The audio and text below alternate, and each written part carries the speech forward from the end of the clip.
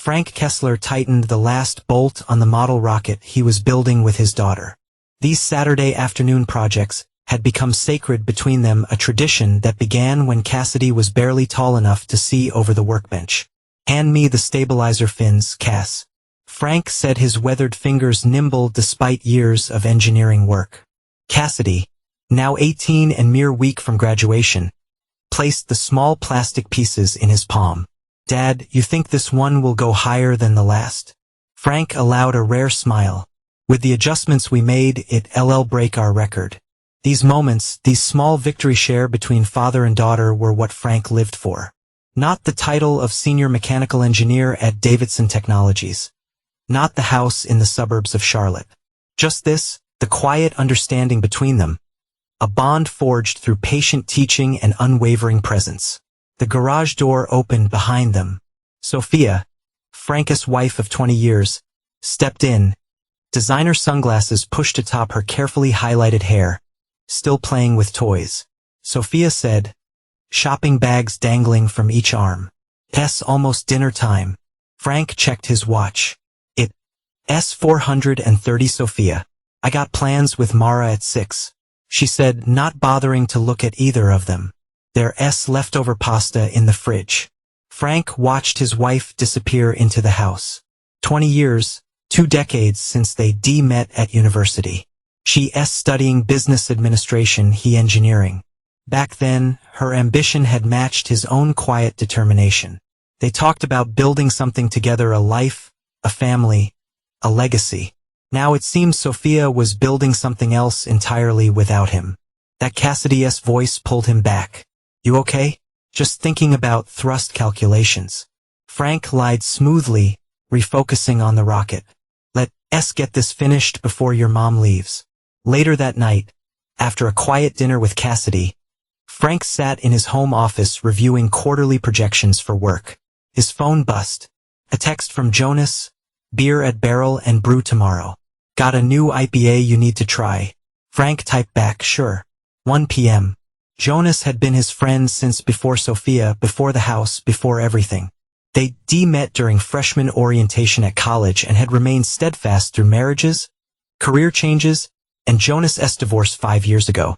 The next day, Frank sat across from Jonas at Barrel and Brew. The small craft brewery's friend had opened after leaving corporate life. "How's the rocket coming along?" Jonas asked, sliding a pint across the Warren wooden table. "She's designing the paint job now." Frank said, taking a sip. "This is good hint of citrus, orange peel, and coriander." Jonas confirmed, then leaned forward. "And how's Sophia?" Frank's face revealed nothing. But his pause was enough for Jonas, who had known him too long to be fooled. "That bad?" "Huh? She's out most nights now." Frank said simply, "Says it's with Mara." Jonas snorted. "Mara Duval is still in the picture. That woman has the moral compass of a weather vane. They've been friends since college. She's a bad influence, Frank. Always has been." Jonas took a long drink. "You know what she told my ex-wife during our divorce? That she should take me for everything, because that's what men deserve." Frank rubbed his thumb along the condensation on his glass. "Sophia is an adult. She makes her own choices. And what about you? What choices are you making?" Frank looked out the window at the Charlotte skyline. "I'm focused on Cassidy right now. Her graduation is coming up. And after that," Jonas pressed. "After that," Frank said carefully, "we'll see where things stand." Jonas studied his friend's face. "You know something, do not you?" Frank took another sip of his beer. "I know enough." On Wednesday afternoon, Frank left work early, or rarity for him. He parked his gray Ford pickup in a lot of the Fitness Edge gym, positioned with a clear view of the entrance, but partially hidden by a delivery V&AT for 17 p.m. Sophie's white BMW pulled into the lot.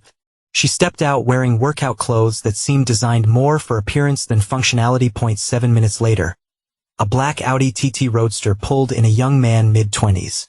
Frank Guest emerged wearing athletic shorts and a tight-fitting shirt that showcased carefully cultivated muscles. Frank did not need to follow. He knew the routine by now. Personal training session, except Sophia had canceled her family gym membership 3 months ago.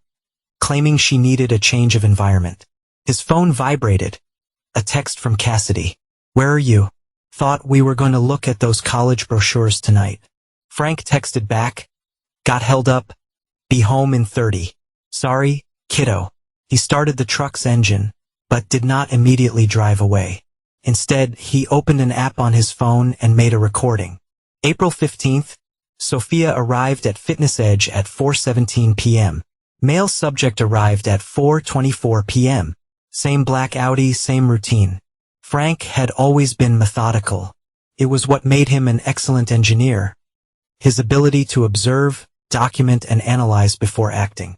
Some might call it calculating. Frank preferred to think of it as strategic, and strategy required patience.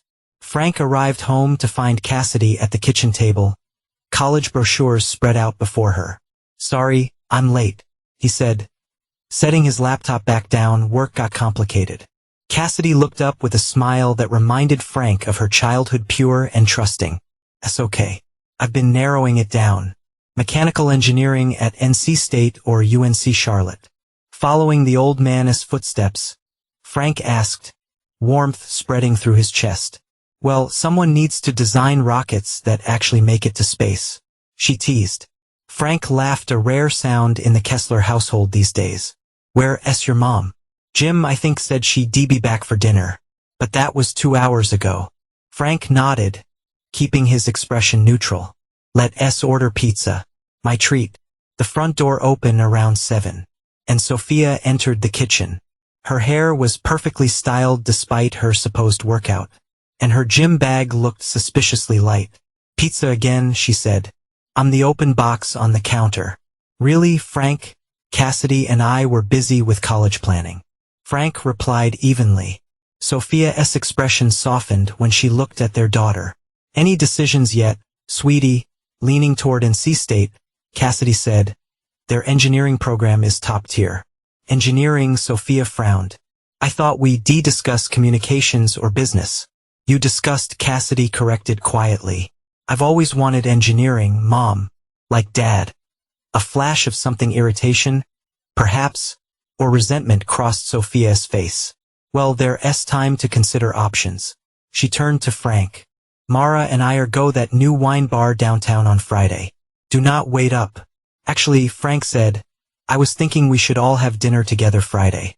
Family night. It's been a while." Sophia hesitated, caught off guard by the suggestion. "I've already made plans." "Cancel them," Frank said, his tone reasonable but firm. "Cassidy's graduation is next month. We should spend more time together before she heads off to college." Cassidy looked between her parents, hope brightening her eyes. "That'll be nice, Mom." Put on the spot. Sophia relented. "Fine. Family dinner on Friday." Later that night, after Cassidy had gone to bed, Frank sat in his darkened office.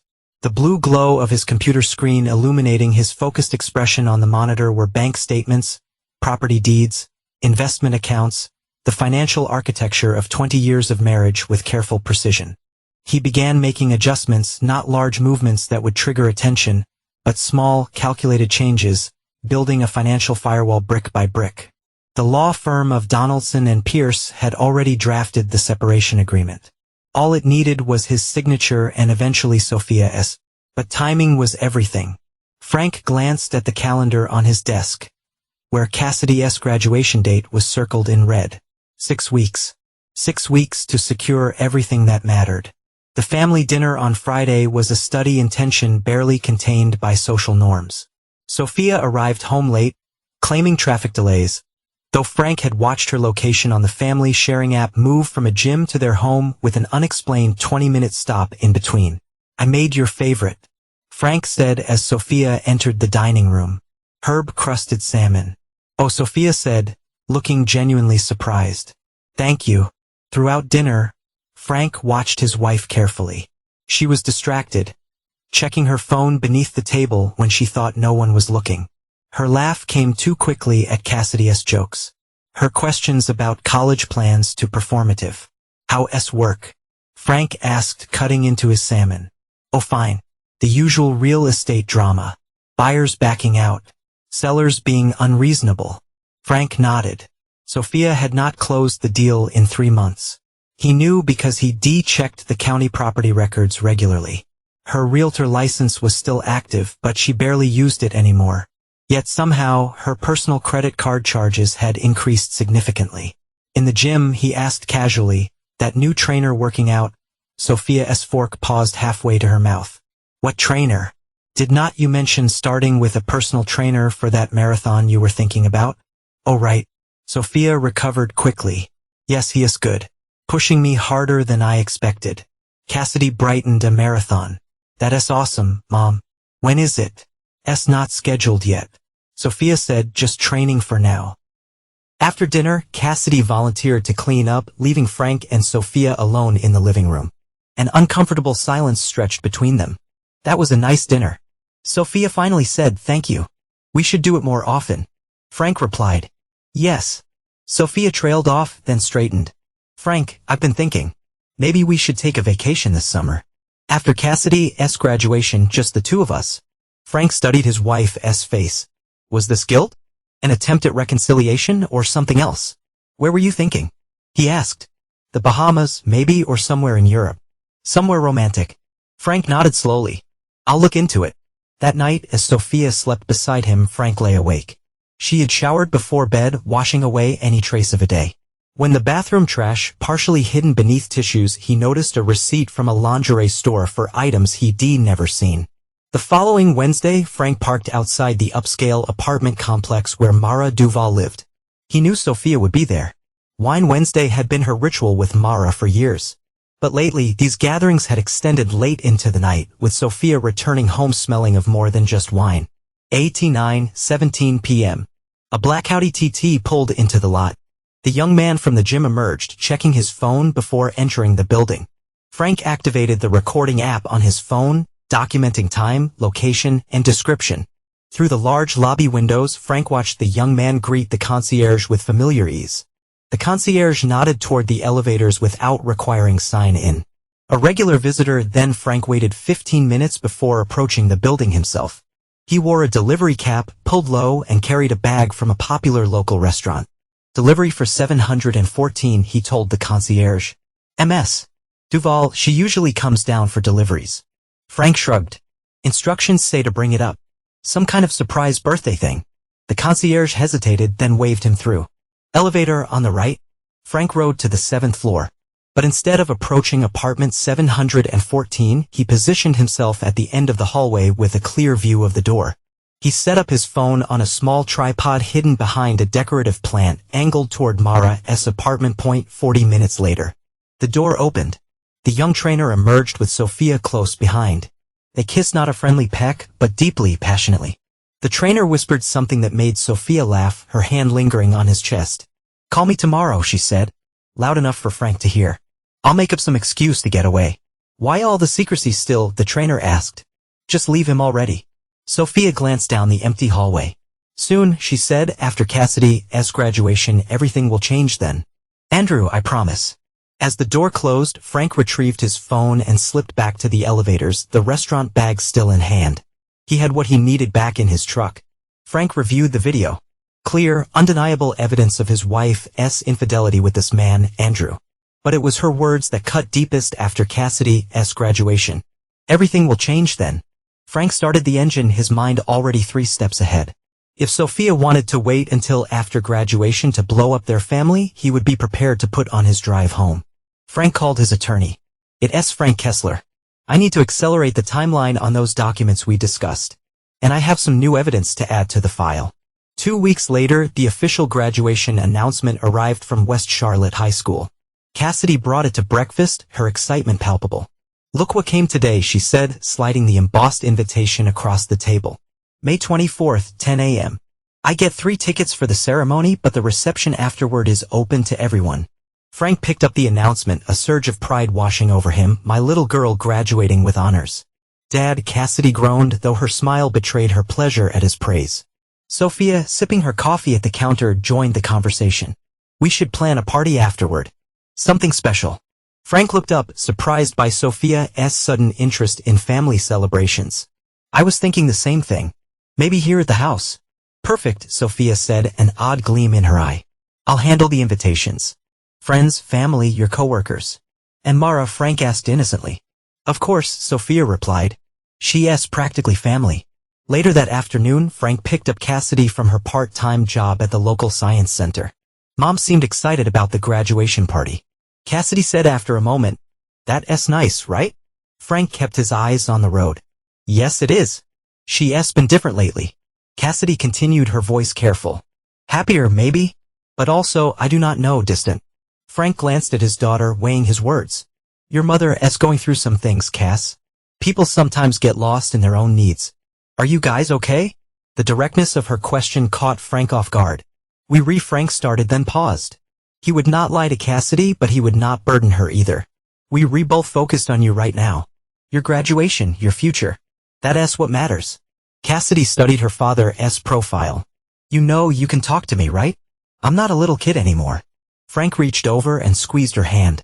I know, kiddo, and I promise when the time is right we'll talk. But for now, let us focus on your big day. That evening, Frank worked late in his home office reviewing the separation agreement his attorney had prepared.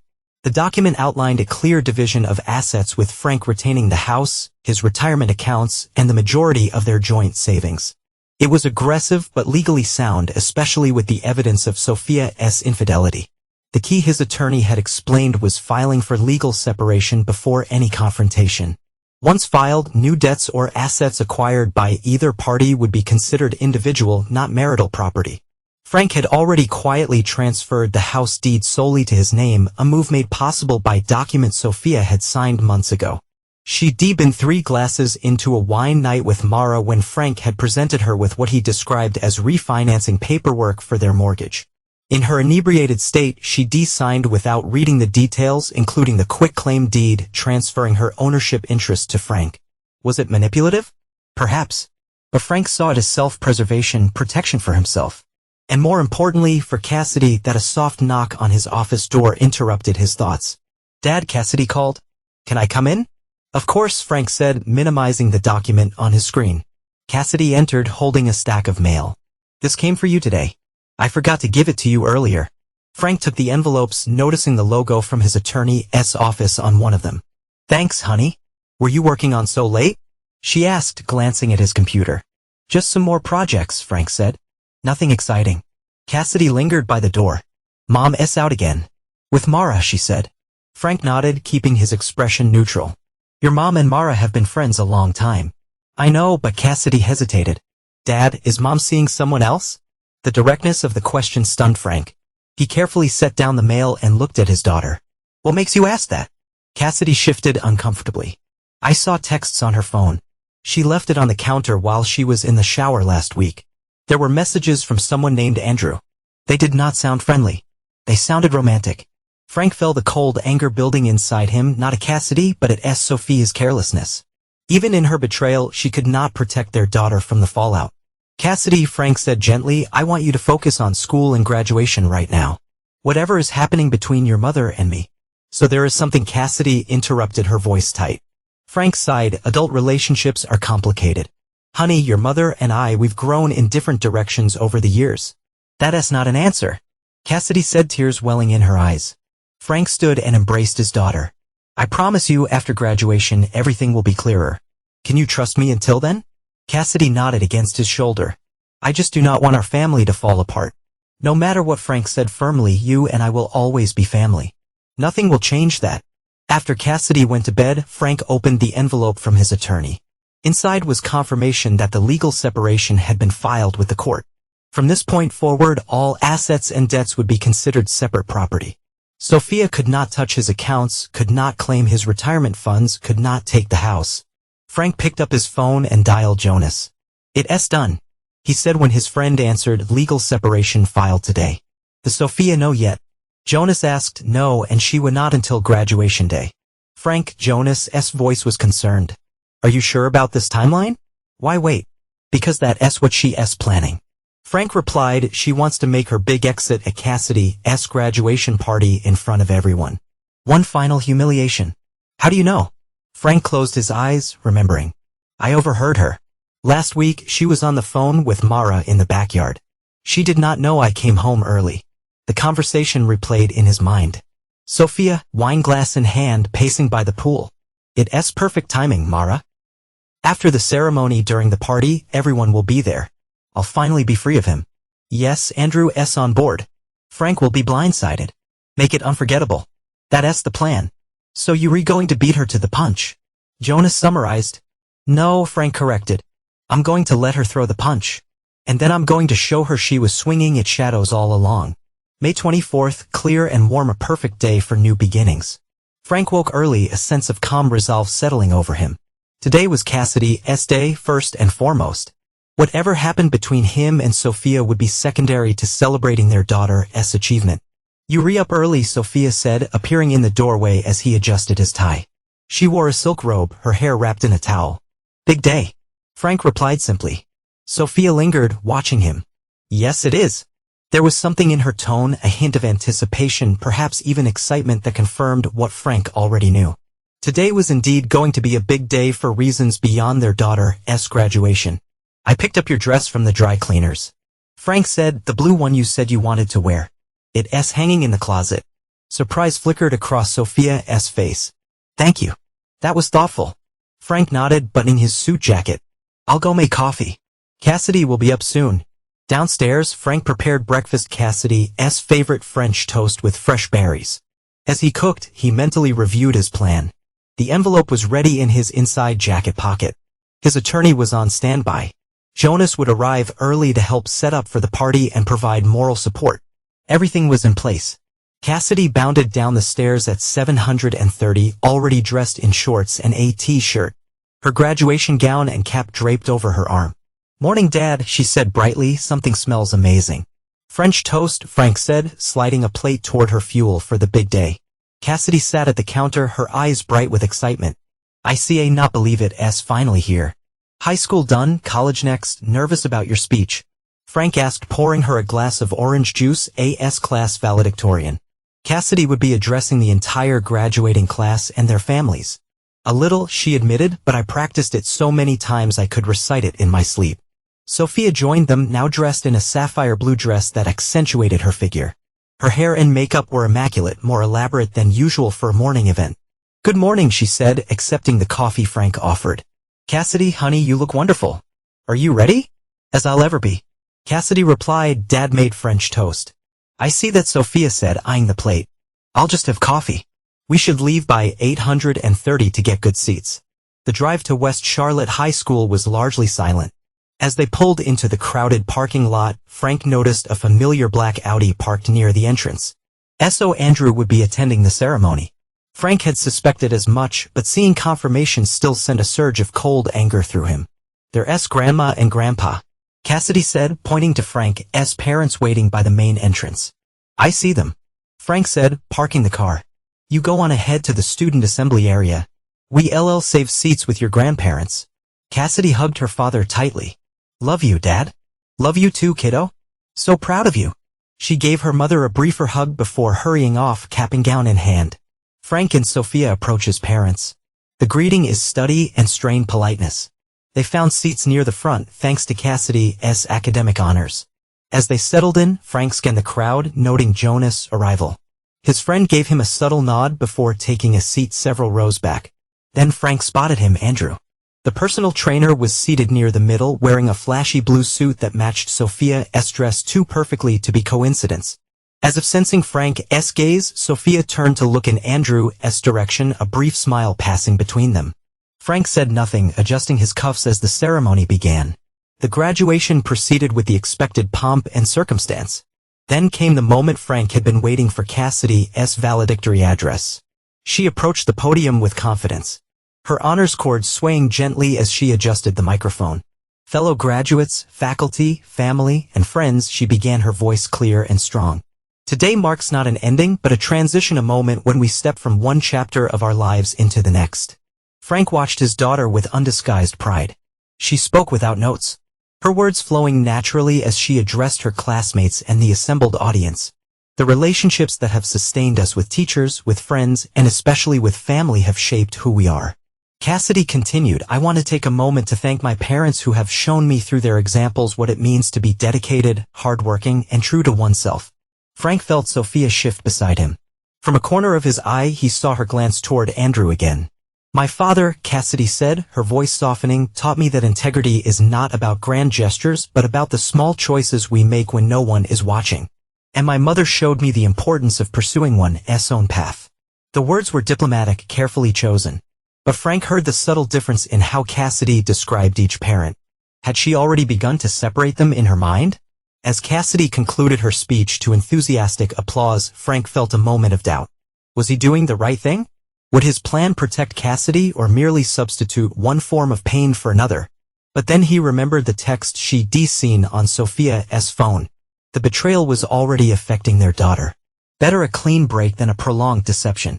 After the ceremony, graduates and families spilled onto the school lawn for photos and congratulations. Frank found Cassidy surrounded by friends, her smile radiant.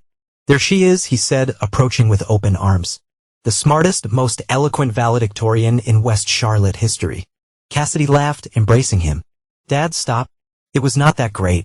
"It was perfect," Frank insisted. "Your mom and I are so proud." As if summoned, Sophia appeared at their side, her smile tight but convincing. "Wonderful speech, honey. Really beautiful." Frank noticed Andrew hovering nearby, pretending to check his phone while clearly waiting for Sophia. "We should get some family photos," Frank suggested, gesturing to his parents who were approaching with their camera. Of course, Sophia agreed, though her eyes flickered briefly toward Andrew. "The caterers should be at the house by now," Frank said, checking his watch. "We should head back to set up for the party." Sophia nodded. "I'll meet you there. I need to pick up the cake." "I thought the cake was being delivered," Cassidy said, frowning. "There was a mix-up," Sophia said quickly, "would not take long. I'll be right behind you." Frank watched as Sophia made her way to Andrew, their brief conversation obscured by the crowd. Then they separated, heading to their respective cars. "She's not really getting a cake, is she?" Cassidy asked quietly. Frank put his arm around his daughter's shoulders. "Let us focus on your celebration." "Okay, everything else can wait." By the time they arrived home, the party preparations were well underway. The caterers had set up tables in the backyard. A banner reading, "Congratulations Graduate," hung across the patio. Jonas was already there, helping direct the setup. "There's the genius." "Congratulations, kid." "Thanks, Uncle Jonas," Cassidy said, using the honorary title she'd given him years ago. "Your speech knocked it out of the park." Jonas continued. "Your dad recorded it on his phone, already watched it twice." As Cassidy went upstairs to change for the party, Jonas pulled Frank aside. "She's not here yet." Frank shook his head, meeting the trainer first. "They'll probably arrive together." "You sure you want to do this today?" "With everyone here. That's a plan," Frank said, "and I'm just following her lead." Guests began to arrive around noon. Family, friends, Cassidy's classmates, Frank's colleagues, neighbors, the backyard filled with conversation and laughter. Sophia arrived 45 minutes late with Andrew trailing behind her. They did not enter together, but their coordinated timing was obvious to anyone paying attention. "Sorry, I'm late," Sophia announced her, kissing Frank's mother on both cheeks. "Cake disaster. All sorted now." Frank noticed there was no cake in her hands. Nor did Andrew appear to be carrying one. The catering company had already provided a beautiful graduation cake that sat on display near the gift table. Andrew made himself comfortable at the bar, ordering a whiskey and surveying the party like a predator assessing potential territory. His gaze lingered on the house, the pool, the well-appointed patio. Frank approached him, extending his hand. "I do not believe we've met Frank Kessler." Andrew hesitated, then shook his hand with a grip that was deliberately firm. "Andrew Monroe, friend of the family." "Interesting." Frank said mildly, "I know most of our family friends." "How do you know us?" "I know Sophia from the gym." Andrew said, "I starting to where Sophia stood with Cassidy. I'm a personal trainer there." "I see." Frank nodded. "And she invited you to our daughter's graduation party." Andrew took a sip of his whiskey, a smirk playing at his lips. "She thought it would be good for me to be here today." The implication was clear. Andrew knew what was coming. He was here to witness Frank's humiliation and acclaim his prize Sophia afterward. "Well," Frank said, "I'm glad you could make it. Today is full of surprises." Andrew's smirk widened. "I bet it is." The party continued with Cassidy at the center of attention. She opened graduation gifts, laughed with friends, and circulated among the guests with natural ease. Frank kept one eye on his daughter and the other on Sophia, who seemed to grow increasingly agitated as the afternoon wore on. Around 3 o'clock, as the party reached its peak attendance, Frank saw Sophia nod slightly tomorrow. It was time. Sophia picked up a serving spoon and tapped it against her wine glass. The clear ringing sound cutting through the party chatter. "Everyone," she called out, her voice carrying across the backyard. "If I could have your attention for a moment." Conversations quieted as guests turned towards Sophia. She stood on the raised portion of the patio, wineglass in hand. Andrew now strategically positioned nearby. "First," she said, smiling broadly, "I want to congratulate our amazing daughter, Cassidy, on her graduation. We're so proud of you, honey." A brief round of applause followed, with Cassidy smiling uncertainly from her position near the cake table. She glanced at Frank, questioning her eyes. "Today is about new beginnings," Sophia continued. "Fresh starts. And in that spirit, I have an announcement to make." Frank moved closer to Cassidy, placing a supportive hand on her shoulder.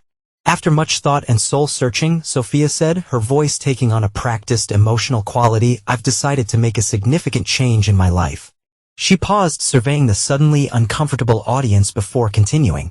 "I've decided to start a new life," she announced, moving to stand beside Andrew. Without Frank, a collective gasp rippled through the guests. Cassidy stiffened under Frank's hand. "This is Andrew," Sophia continued, taking the trainer's arm. "He's been a love I've needed for a long time." The silence that followed was absolute. All eyes turned to Frank, watching for his reaction to this public humiliation. Calmly, with the measured movements of man who had anticipated this moment for weeks, Frank stepped forward. His face revealed nothing as he approached his wife and her lover. "Congratulations on your honesty," he said, his voice carrying in the silence. "It's refreshing after months of deception." Sophia blinked, clearly thrown by his composure. Frank reached into his jacket and removed the envelope he'd prepared. "I believe this belongs to you," he said, handing it to Sophia. Confusion crossed her face as she took the envelope. With a triumphant glance toward Mara, who was watching with barely contained excitement, Sophia tore it open. As she scanned the contents, her expression transformed from smugness to bewilderment, then to horror. "What is this?" she whispered, color draining from her face. "Exactly what it looks like," Frank replied evenly. "Legal separation papers filed and approved by the court 6 weeks ago. Property transfers completed last month. And a few other items you might find interesting." Sophia flipped through the documents, her hands beginning to shake. "This can't not be legal. I never signed." "Check the last page," Frank suggested. "That's your signature on the property transfer. March 15th. If you're wondering about the date, you'd had quite a bit of wine that night." Andrew peered over Sophia's shoulder at the documents. "What is all this?" "It means," Frank explained, addressing the trainer directly, "that everything you see here, the house, the cars, the investments are mine, legally separated from marital assets." He turned back to Sophia. "You'll also find a letter in there from someone who has something to say to you." Sophia's fingers trembled as she extracted the final item from the envelope, a single sheet of paper in Cassidy's handwriting. As she read, tears filled her eyes. "Cassidy," she breathed, looking up to find her daughter standing beside Frank, her expression a mixture of hurt and resolution. "I saw your texts, Mom," Cassidy said quietly. "Weeks ago with him." She nodded toward Andrew, who had the decency to look uncomfortable. "Dad did not tell me anything. I figured out myself." Sophia reached for her daughter. "Honey, it's complicated." "No," Cassidy cut her off. "It's actually very simple. You cared more about yourself than our family. You made your choice. Live with it." The words, delivered without rancor but with quiet finality, seemed to strike Sophia physically. She staggered slightly, clutching the documents to her chest. "This can't not be happening," she murmured, then louder. "This is not fair." Her outburst broke the stunned silence that had fallen over the party. Guests began to murmur, some discreetly moving toward the exits. "You," Sophia rounded on Frank, her composure shattering completely. "You planned this. You manipulated everything." "I simply prepared for what I knew was coming," Frank replied calmly. "You made your plans. I made mine." Andrew, assessing the shifting dynamics, began to back away from Sophia. "I think I should go." "Go," Sophia, turn on him. "After everything I promised you, the life we were going to have." Andrew glanced around at the watching crowd, at Frank's steady gaze, at Cassidy's hurt expression. "This is not what I signed up for," he said. "Call me when things settle down." As he retreated, Sophia let out a sound, half scream, half sob, that echoed across the suddenly silent backyard. "You can't not do this to me," she shouted at Frank. "After 20 years, after everything I've done for this family, what exactly have you done, Sophia?" Frank asked, his voice still calm, but with an edge of steel beneath. Besides lie, besides cheat, besides plan to humiliate me in front of our friends and family on our daughter's graduation day, Mara stepped forward, putting an arm around Sophia's trembling shoulders. Come on, honey, let us get out of here. You can stay with me tonight. But Sophia was beyond consolation. This is my house, she shrieked, waving the documents. These papers are fake. They have to be, they read quite real. Jonas interjected, stepping forward. I witnessed most of them. And my brother, the attorney, processed them. All perfectly legal? Sophia looked wildly around the yard at the guests now actively leaving, at Cassidy's stony face, at Frank's implacable expression. Reality seemed to crash down on her all at once. This is not over, she hissed at Frank. You'll regret this. Both of you. With that final threat, she allowed Mara to lead her into the house, leaving a wake of stunned silence behind them. The afternoon sun cast long shadows across the debris of the abandoned party. Most guests had departed quickly after Sophia's meltdown, offering awkward congratulations to Cassidy and uncomfortable goodbyes to Frank. Only Jonas remained, helping the catering staff clean up while Frank and Cassidy sat quietly by the pool. You okay, kiddo? Frank asked his daughter, who had barely spoken since the confrontation. Cassidy stared at the water surface. I knew it was coming. I just did not know it would be so. She trailed off, searching for the word. Public, Frank offered. Ugly, Cassidy corrected. Mom was so different, like someone I do not even know. Frank sighed, watching the play of light on the pool. Your mother has not been herself for some time. Maybe this person, the one you saw today, is who she's become. Did you know? About her plans for today. Frank hesitated, then nodded. I overheard her talking to Mara a few weeks ago. She wanted to make her announcement at your party to start her new life in front of everyone. That's why you were ready, Cassidy said, understanding dawning. The papers, the legal stuff. You knew what she was planning to do. I wanted to protect us, Frank said simply. Both of us. Cassidy leaned against her father's shoulder. Thanks, Dad. Inside the house, the sound of raised voices echoed from upstairs, Sophia presumably gathering her things with Mara's support. Moments later, the front door slammed and a car engine started in the driveway. Jonas approached carrying 3 bottles of water. They were gone, he reported, handing bottles to Frank and Cassidy. Sophia took some clothes and her personal items. Said she'd be back for the rest later. Is she staying with you, Aunt Mara? Cassidy asked, a hint of bitterness in her voice. Looks that way. Jonas confirmed, at least for now. Frank uncapped his water bottle, his mind already shifting to the next phases of his plan. Cassidy, why did not you call some of your friends?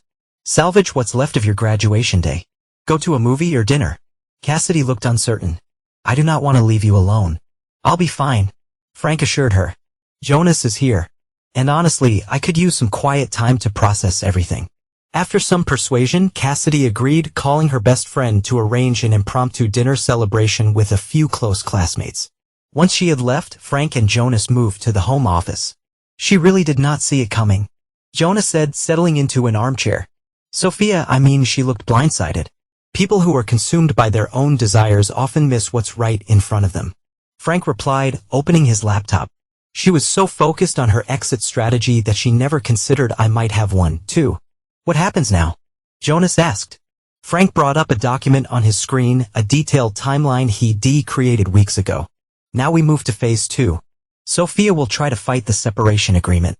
She claimed deception, coercion, anything to invalidate the asset division. Will that work? No. Frank said confidently, my attorney has assured me the paperwork is solid. The property transfers were completed legally. Even if the circumstances were strategic, and Cassidy, Frank's expression softened. She's stronger than I realized. She figured out what was happening weeks ago, wrote that letter to her mother on her own. I did not ask her to. She's your daughter. Jonas said, observant, analytical, and apparently just as strategic. Frank's prediction proved accurate. The following morning, Sophia arrived at the house unannounced, accompanied by a stern-looking man in a suit who introduced himself as Gerald Whitman, attorney at law. I need to collect the rest of my things, Sophia announced, pushing past Frank into the foyer. By all means, Frank replied evenly, noting that Andrew was conspicuously absent from this visit. As Sophia headed upstairs. Her attorney remained in the entryway with Frank. Mr. Kessler, Whitman began, my client contends that the separation agreement and property transfers were executed under false pretenses. We intend to challenge these documents in court. Frank nodded calmly. She's welcome to try. My attorney is expecting your filing. Upstairs, the sounds of drawers being yanked open and closet doors slamming punctuated their conversation. This does not have to be adversarial. Whitman continued, a reasonable division of assets. The division is complete. Frank interrupted, as documented in the papers your client received yesterday. Before Whitman could respond, Sophia stormed down the stairs, arms full of clothing and jewelry. Where's my car? She demanded. The BMW? Frank asked innocently. It's registered in my name. Always has been. Sophia's face contorted with rage. You see, not just take everything. I have not taken anything. Frank replied. I've merely secured what was already mine. We'll see about that. Sophia spat, turning to her attorney. Gerald, let's go. I see not stand being in this house another minute. Over the next week, Frank received formal notification that Sophia was contesting the separation agreement. Her attorney claimed the document had been signed under duress and presented under false pretenses. They demanded immediate reinstatement of Sophia's access to all joint accounts and property. Frank's attorney, Patricia Donaldson, a sharp-minded woman with 20 years of family law experience, was unfazed. These claims are standard, she explained during their meeting, but they have no merit. The separation agreement was properly filed with the court. The property transfers were legally executed with your wife's signature. It will be difficult for them to prove coercion. The hearing was scheduled for Tuesday morning at the county courthouse. Frank arrived early, dressed in a conservative suit and carrying a briefcase containing all the relevant documentation. Patricia met him in the lobby, her professional demeanor reassuring. Sophia and her attorney are already here. She informed him, along with two witnesses, Mara Duval and, surprisingly, Enderman Rowe. When the judge called a brief recess to review the materials, the tension in the courtroom was palpable. Sophia huddled with her attorney, occasionally shooting venomous glances toward Frank. But the most telling dynamic was between Sophia, Mara, and Andrew. The carefully maintained distance. He avoided eye contact. When court resumed, the judge delivered her ruling with crisp efficiency. Based on the evidence presented, I am denying the emergency motion for temporary spousal support and access to the marital home, she announced. The separation agreement appears to have been properly executed, and I see insufficient evidence of coercion or deception to invalidate it at this stage. She continued, addressing both parties directly. That said, this is a preliminary ruling only. Mrs. Kessler may pursue her claims regarding the validity of the separation agreement through the normal divorce proceedings. As they left the courtroom, Frank maintained his composure even as Sophia approached him, her face contorted with rage. You set me up, she hissed, keeping her voice low enough that others would not hear. You knew about Andrew and Mara, did not you? You've been spying on me. I've been protecting myself. Frank corrected quietly. Just as I always have. This is not over. Sophia warned. Not by a long shot. Frank noticed that neither Mara nor Andrew waited for Sophia. They had slipped away separately during the judge's ruling, rats, abandoning a sinking ship. Later that evening, as Frank recounted the hearing to Cassidy over dinner, his phone rang repeatedly with calls from Sophia, which he declined. Text messages followed, ranging from threats to tearful pleas, all of which he read but did not answer. She's unraveling. Cassidy observed as Frank's phone buzzed for the 12th time that evening. The foundation she thought she was building has collapsed. Frank agreed. Andrew, Mara, the financial support she expected, it's all falling apart. Good. Cassidy said firmly. She deserves it. Frank studied his daughter, concerned by the hardness in her voice. Cassidy, I want you to remember something important. This situation, what's happening with your mother, it's the consequence of choices she made. But carrying anger toward her will only hurt you in the long run. Cassidy looked away. I'm not angry. I'm just done. Frank reached across the table to take her hand. Being done with a relationship is different from being consumed by resentment. One frees you. The other traps you. Over the next week, reports of Sophia's erratic behavior multiplied. She was escorted from a restaurant after confronting a couple she believed was Mara and Andrew. She left increasingly incoherent voicemails for Cassidy, who continued to ignore her calls. She showed up at Frank's workplace twice more, resulting in a formal trespass warning from building security. Then 3 weeks after the courtroom hearing, the final blow fell. Frank received a call from Patricia Donaldson with unexpected news. Sophia's attorney has withdrawn from the case, she informed him. And you would not believe the reason. She could not pay him. Frank guessed. No, Patricia replied. Though that may also be true. Gerald Whitman filed a motion to withdraw, citing irreconcilable differences regarding case strategy and ethical concerns about client testimony. Frank absorbed this information. She wanted him to lie for her. That would be my interpretation. Patricia confirmed. The next day brought the news Frank had half expected. Sophia, now without an attorney, filed a motion representing herself, alleging new and increasingly desperate claims. She accused Frank of hacking her phone, of threatening Andrew, of turning Cassidy against her through parental alienation. Patricia called these allegations the death throes of a failed case and advised Frank to simply wait it out. That evening, as Frank prepared dinner for himself and Cassidy, the doorbell rang. Given recent events, he approached cautiously, checking the security camera first. Sophia stood on the porch, her appearance a stark contrast to her usual polished image. Her hair was unstyled, her clothes rumpled, her makeup minimal and smudged. Cassidy called from the kitchen. "Who is it? Your mother?" Frank replied quietly. Cassidy appeared in the hallway, her expression immediately hardening. "Do not let her in." Frank hesitated. "Cassidy should have tried to manipulate you again." Cassidy insisted. "That's all she does." The doorbell rang a second time. More insistent. "I know you're in there." Sophia's voice came through the door. "I can see your cars." Frank made a decision. "I need to talk to her, Cassidy, just for a few minutes." Before his daughter could protest further, Frank opened the door, keeping his body positioned to block Sophia from entering. "What do you want, Sophia?" he asked, his voice neutral. She looked up at him, her eyes red-rimmed from crying or drinking or both. "I need money, Frank, just enough to get a small apartment. I have nowhere to go." "Where's Andrew?" Frank asked. Though he already knew the answer, Sophia let out a bitter laugh. "With Mara, probably, or some other woman. He dumped me when he realized I could not buy him things anymore." Frank felt no satisfaction at this confirmation.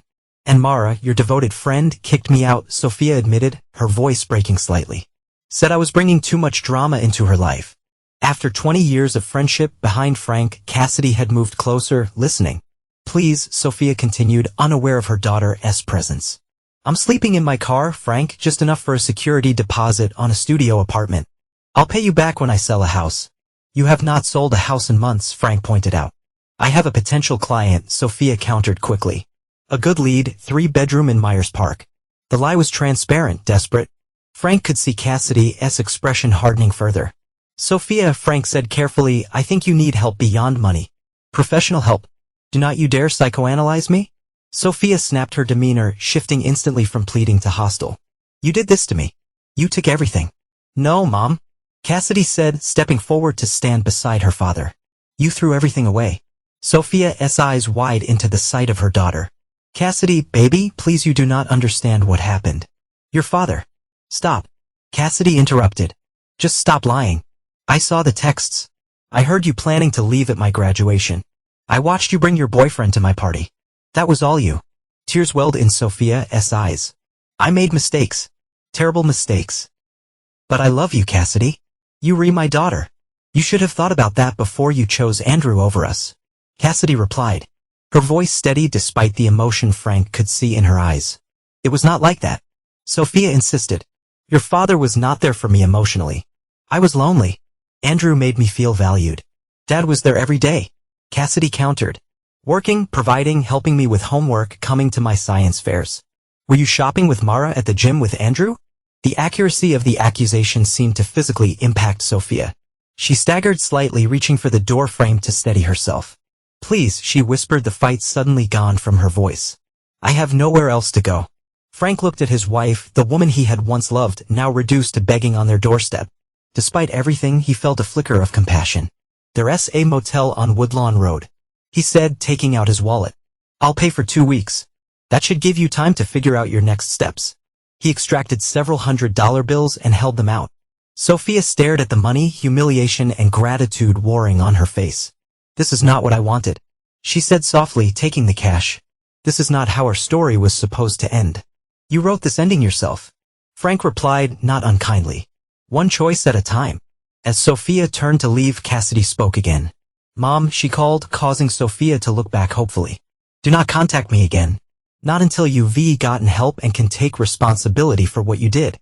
The finality in Cassidy's voice seemed to hit Sophia harder than anything else that had happened. She nodded once, unable to speak, then walked slowly back to her car, a small Honda Civic she must have purchased with the last of her savings. Frank closed the door gently, turning to find Cassidy wiping away tears she had refused to let her mother see. "You okay?" he asked softly. Cassidy nodded. "I had to say it. I could not keep getting those texts and calls from her pretending nothing happened or that it was all your fault." Frank embraced his daughter, feeling her strength and vulnerability both. "I'm proud of you, Cass. That took courage. Is it wrong that I still love her?" Cassidy asked, her voice muffled against his shoulder even after everything. "No," Frank assured her, it's not wrong. It's human. And it's okay to hold both things at once, love for who she was and anger for what she did. The official divorce decree arrived on a Tuesday morning in early August, a surprisingly understated document to mark the end of 20 years of marriage. Frank signed his portion, then placed it in the outgoing mail pile on his desk, feeling neither triumph nor regret. It was simply done. Sophia had eventually found an attorney willing to take her case, but the effort had been largely symbolic. With the evidence against her so overwhelming and her own credibility so damaged, the final settlement had been nearly identical to the original separation agreement. She received a modest cash payment and her personal property, but nothing more.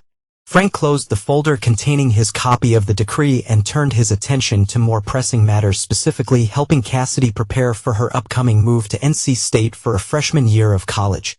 "Dad," Cassidy called from the hallway. "Do you know where the extra storage bins are? I need one more for my books." "Garage top shelf near the workbench," Frank replied, rising from his desk. He found Cassidy in a room surrounded by the organized chaos of packing. Clothing was sorted into neat piles. Electronic equipment was carefully wrapped in bubble packaging. Books were stacked by subject, ready to be boxed. "Excited?" Frank asked, leaning against the doorframe. Cassidy looked up, a mix of anticipation and anxiety on her face. "Excited, nervous, sad about leaving you. All of it at once?" Frank nodded, understanding completely. "That sounds about right for this moment. I keep thinking about what would have happened if Mom had not." Cassidy trailed off, unwilling to complete the thought. "If she'd been here to help you pack," Frank supplied gently. "Yeah," Cassidy acknowledged. "It's weird. I'm still so angry at her, but sometimes I just miss how things were before." Frank entered the room and sat on the edge of the bed. "I've been thinking about that too," he admitted. "Your mother made terrible choices. But before that, before Andrew, before all of it, we had some good years. I do not want you to forget that." Cassidy set down the book she'd been holding. "Have you heard from her lately?" "Not directly," Frank replied. "Jonas mentioned seeing her at a coffee shop downtown last week. Said she looked better, more put together." After the divorce was finalized, Sophia had finally secured a small apartment and, according to mutual acquaintances, had begun attending therapy. She'd also reportedly cut ties completely with both Andrew and Mara. "Do you think she's really changed?" Cassidy asked skeptically. "I do not know," Frank answered honestly. "Change is hard. Real change takes time and work." They worked in companionable silence for a while, packing books into the storage bin Frank had retrieved from the garage. It was not until they reached the family photo albums that Cassidy spoke again. "Should I take these?" she asked, holding up a photo of the three of them at the beach years ago, Cassidy around 10 years old, flanked by smiling parents. Frank studied the image. "That's up to you, kiddo. They re your memories too." Cassidy traced her finger over her mother's face in the photograph. "I do not hate her, Dad. I just see a not trust her. Does that make sense?" "Perfect sense," Frank assured her. "Trust has to be earned, especially after it's been broken." The conversation was interrupted by the doorbell. Frank checked his watch. It was too early for Jonas, who was coming to help load Cassidy's belongings into his truck for the move to Raleigh. When he opened the front door, he found not Jonas, but Sophia standing on the porch, reminiscent of her desperate visit months ago, but with a crucial difference. This time, she was well-groomed, clear-eyed, and composed. "Hello, Frank," she said quietly. "I hope I'm not interrupting anything important." Frank regarded his ex-wife carefully. "Cassidy and I are packing. She moves into her dorm next week." Sophia nodded, unsurprised. "I remember. NC State orientation starts Monday." Of course, she would know. Despite everything, she was still Cassidy's mother. "What do you want, Sophia?" Frank asked. Not unkindly, but with warranted caution. "I want to give Cassidy something," Sophia replied, holding up a small gift bag for her dorm room. "If she'll accept it," Frank hesitated, glancing back toward the stairs. "That's her decision to make." "I understand," Sophia said, handing him the bag. I do not expect forgiveness, Frank. I do not want her to go to college thinking her mother does not care. There is a sincerity in Sophia's voice that Frank had not heard in years, not the manipulative emotionality she employed during their divorce proceedings, but something more genuine. I'll give it to her, he promised. And I'll tell her you stopped by. Sophia nodded, turning to leave, then paused. I'm seeing someone, she said. A therapist, twice a week. That's good. Frank replied, meaning it. I'm learning a lot about myself. None of it particularly flattering. Sophia continued with a self-deprecating smile. But necessary, I think. Frank simply nodded, unwilling to offer either absolution or skepticism. I want to ask how you are, Sophia added. Jonas tells me you're doing well. I'm glad for that, Frank. I mean it.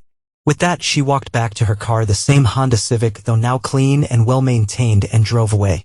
Frank closed the door and stood for a moment in the foyer, the gift bag in his hand, feeling strangely weighted with importance. Finally, he climbed the stairs back to Cassidy's room. Who was it? She asked, looking up from her packing. Your mother, Frank answered honestly. She brought you something for your dorm room. He held out the gift bag. Cassidy stared at it for a long moment, conflicting emotions crossing her face. You do not have to accept it, Frank assured her. It's entirely your choice. Slowly, Cassidy reached for the bag. Did she say anything? That she's seeing a therapist, Frank replied, and that she wants you to know she cares. Cassidy opened the gift bag, removing tissue paper to reveal a small, framed photograph, the same beach photo they had just been discussing, along with a handwritten note. Cassidy read it silently. Her expression unreadable. What does it say? Frank asked after a moment. Cassidy handed in the note. Cassidy, I know I have no right to ask for your forgiveness or even your attention.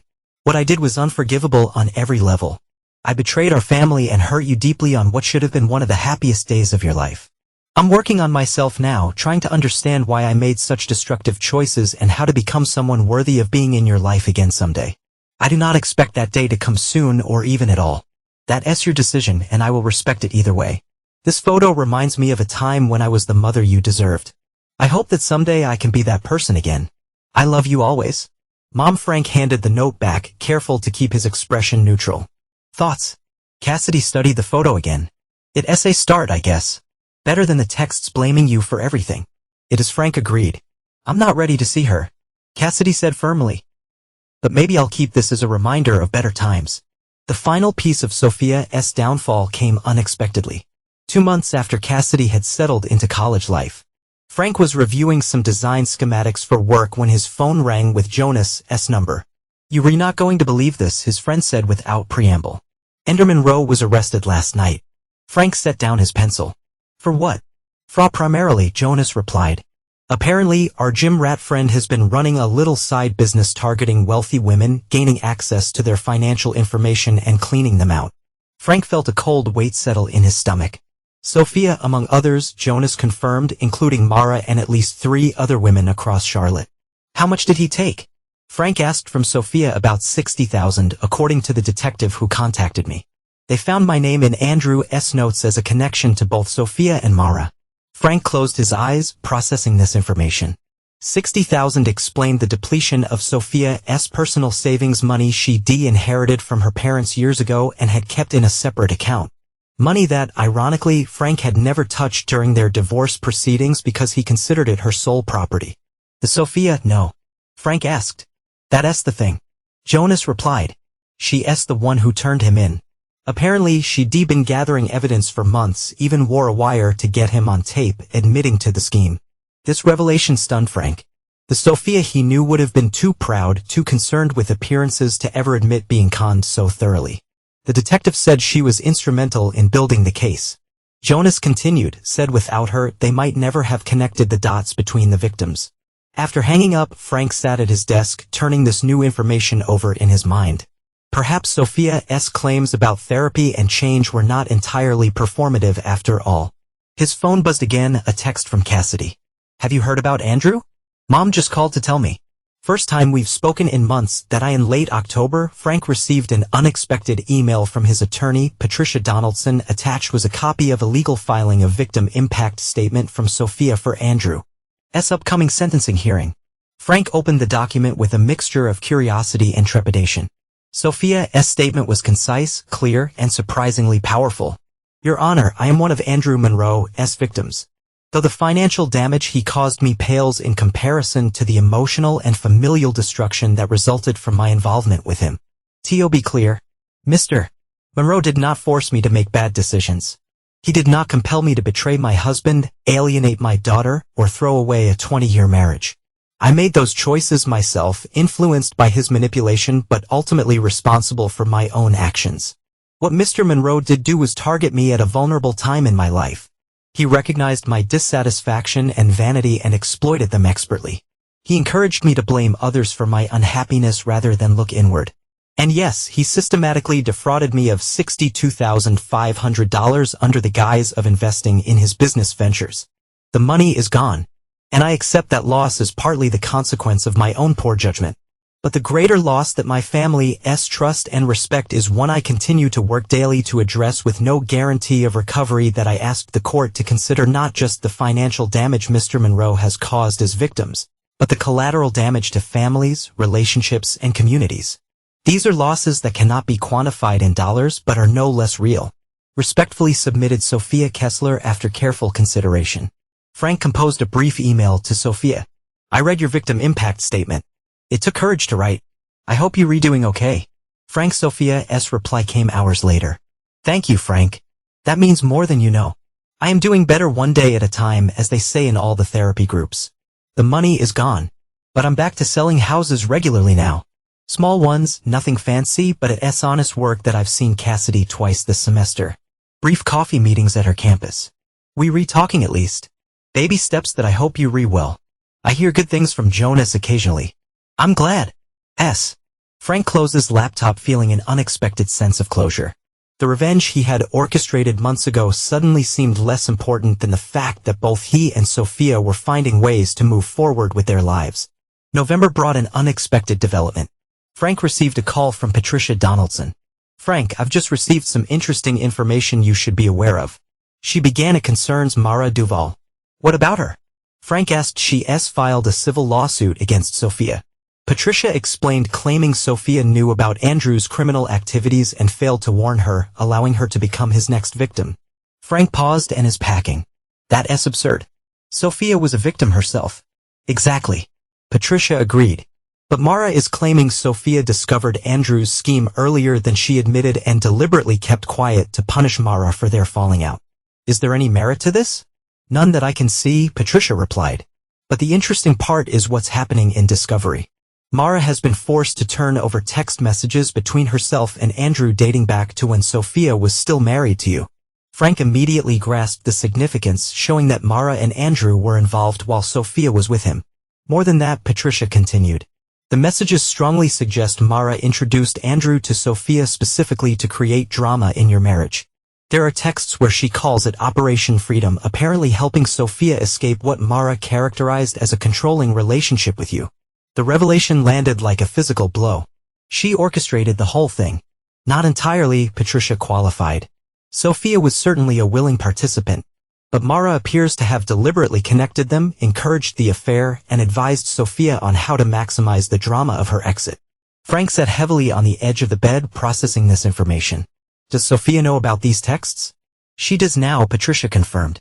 Her attorney in the civil case has received copies. After hanging up, Frank stared the half-packed suitcase, his mind racing.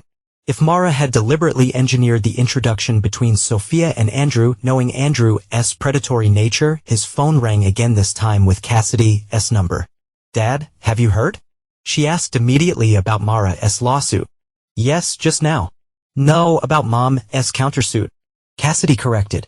She's filed a civil claim against Mara for intentional infliction of emotional distress and conspiracy.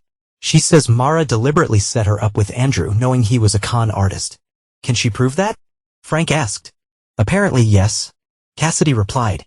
Mom says Mara had introduced Andrew to 2 other women before her, both of whom lost money to him. She's found one of them willing to testify. The civil case against Mara moved quickly, bolstered by evidence from Andrew's criminal prosecution. 3 weeks after Frank provided his statement, Cassidy called with an update. Mom won, she announced. Or rather, Mara gave up. They reached a settlement yesterday. Or the terms? Frank asked. Mara has to sell her condo and pay Mom and the other victims a percentage of the proceeds, Cassidy explained. And she had to provide a written confession about her involvement with Andrew that could be used in his sentencing. How is your mother taking it? Frank asked, finding that he genuinely wanted to know. Mixed, Cassidy replied. Relieved it's over. Still processing the betrayal. But stronger, I think. More. I do not know, grounded. She's different, Dad. In a good way. I'm glad to hear that, Frank said, meaning it. For both your sakes. She mentioned you helped with the case. Cassidy continued. That was really decent of you. It was the right thing to do, Frank said simply. The final piece of the puzzle fell in a place a week later when Frank received a certified letter from his attorney. Inside was a check for a substantial amount. Along with a brief note from Patricia, Frank, this came from Sophia's attorney today. She has established a scholarship fund in your father's name at NC State's engineering department with half of her settlement from Mara Duval. The enclosed check represents the other half, which she felt belonged to you as the other injured party in Mara's scheme. She requests no acknowledgement or thanks. I'm simply fulfilling my obligation as your attorney to deliver it. Patricia. Frank stared at the check in disbelief. The scholarship fund in his father's name, a gesture that showed genuine remorse and understanding. His father had been an engineer who had inspired both Frank and, later, Cassidy to pursue the field. The check itself was significant, not life-changing, but substantial enough to represent true sacrifice on Sophia's part. After a moment's consideration, Frank placed it in a folder marked Cassidy's future. That evening, Frank composed a brief email to Sophia. The scholarship in my father's name is deeply appreciated. You would have been honored. The funds you sent will go toward Cassidy's future education. Thank you for both gestures. Frank. Sophia's reply was equally concise. It felt right. Nothing can undo the past, but perhaps we can both help shape a better future.